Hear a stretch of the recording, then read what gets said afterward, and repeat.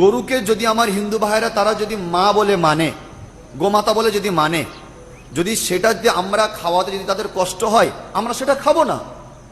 আমার একটা সম্প্রদায়ের মানুষের কষ্ট হবে, আমরা সেটা কেন করতে যাব?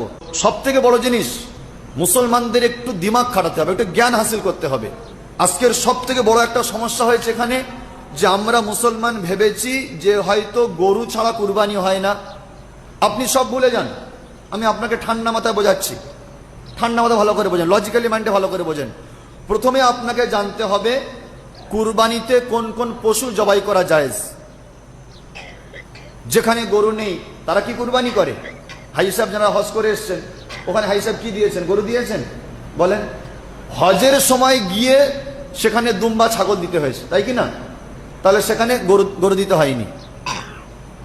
এনার যে কুরবানি হজের সঙ্গে কত দামি কুরবানি হয়েছে, তখন আমাদের শুধু কুরবানি, এনার হজ এবং কুরবানি একসঙ্গে হয়েছে, তাহলে সেখানেও দুম্বা ছাগল দেওয়া হয়েছে। এখানে খুব সুন্দর এই আইনটা, আরো ভালো লেগেছে আমার, আপনাদের কি? আমার খুব ভালো লেগেছে এই কুরবানি সংক্রান্ত আইনটা। কেন ভালো লেগেছে আমি বলছি।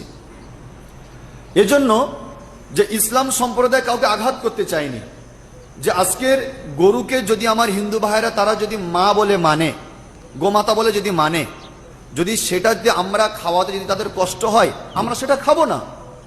আমার একটা সম্প্রদায়ের মানুষের কষ্ট হবে, আমরা সেটা কেন করতে যাব?